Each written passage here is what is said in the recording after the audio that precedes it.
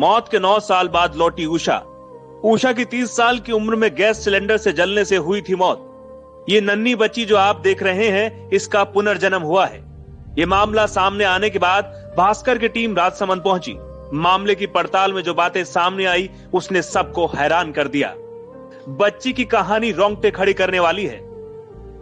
नाथद्वारा से सटे गांव में रतन सिंह रहते हैं। उनकी 5 बेटियां हैं, लेकिन पिछले 1 साल से उनकी सबसे छोटी बेटी किंजल बार बार अपने भाई से मिलने की बात कह रही थी।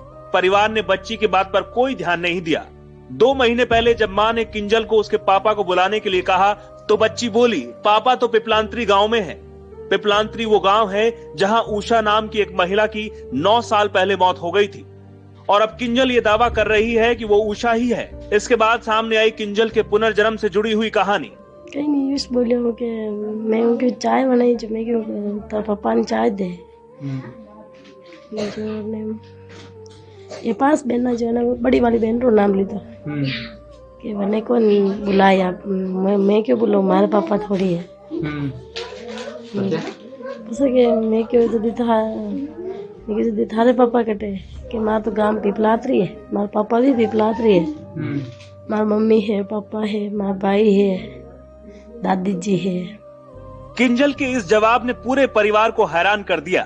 किंजल ने जो आगे का किस्सा बताया, ये सुनकर उसकी माँ सन्न रह गई। पिछले जन्म का जिक्र करते हुए उसने बताया कि 9 साल पहले आग लगने से उसकी मौत हो गई थी।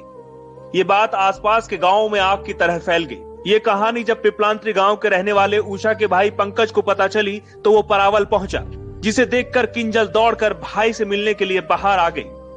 फोन में माँ और उषा का फोटो दिखाया तो वो फूट फूट कर रोने लगी। हम गए थे तो वो एक कमरे में थी, जो वो दौड़कर बाहर आई थी, और मेरे को भी पहचाना, और मेरे मम्मी का फोटो बताया था तो वो भी पहचान गई, और मेरा फोन लेके वो रोने लग गई थी, एक कमरे में कैद हो गई थी। बच्ची ने पंकज को जो बातें बताई, उसके बाद पंकज को यकीन हो गया वो उसकी बहन उषा ही है। जो वो बात बता रही थी, वो तो हमारे घर पे सब वो मिल गए थे। क्या क्या बता रही थी वो? हमारे घर के बाहर वो फूल बता रही, तो फूल भी है, और हमारे खेत पर एक कमरा जैसा बना हुआ है तो वो भी है। इसके बाद किंजल बार बार परिवार से मिलने की जिद करने लगी, और 14 जनवरी को किंजल अपनी माँ और दादा समेत परिवार के कुछ लोगों के साथ पिपलांत्री गांव पहुंची। उषा की माँ गीता पालीवाल ने बताया कि जब वो गांव आई तो ऐसा लगा जैसे बरसों से वो यहीं रह रही हो। जिन महिलाओं को वो जानती थी उनसे बात की, यहाँ तक कि जो फूल उषा को पसंद थे उसके बारे में किंजल ने पूछा कि वो फूल अब कहाँ है। गाँव में जो बतायो ना पापा क्यों कटे फूल बेटा, जो बने बतायो कि यो अटे फूल है यो, और वहाँ सब परिवार वाला लीदीन वहाँ को यो भी उनवा। इसके बाद से किंजल और उषा के परिवार के बीच अनूठा रिश्ता बन गया।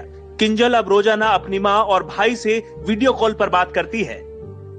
पापा बात करी रे किंजल।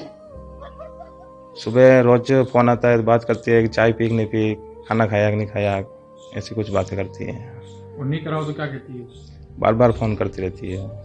कई क्या बच्ची आपने बात हमें भाइयों के मम्मी जी आप कई करी रहा, मम्मी जी आप साथी दिखनी, मम्मी जी आप कई कर रहा, पापा जी करते, पापा जी बताओ यूं आप फोन करे और भी?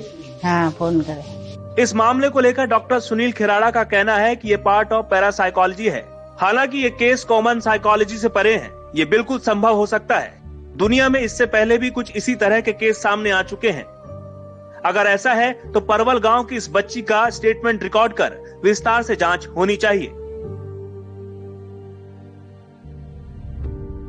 4 वर्षीय इस मासूम के पुनर्जन्म का मामला सिर्फ राजसमंद में ही नहीं बल्कि पूरे राजस्थान में अब चर्चा का विषय है। फिलहाल पिपलांत्री का यह ब्राह्मण परिवार राजपूत समाज की एक 4 वर्षीय बेटी को पाकर बेहद खुश है। माँ, बहन और भाई अब इस मासूम से बात के बिना नहीं रह सकते हैं और अब वो इनकी दैनिक दिनचर्या का हिस्सा बन चुके हैं। सतीश शर्मा, दैनिक भास्कर, राजसमंद।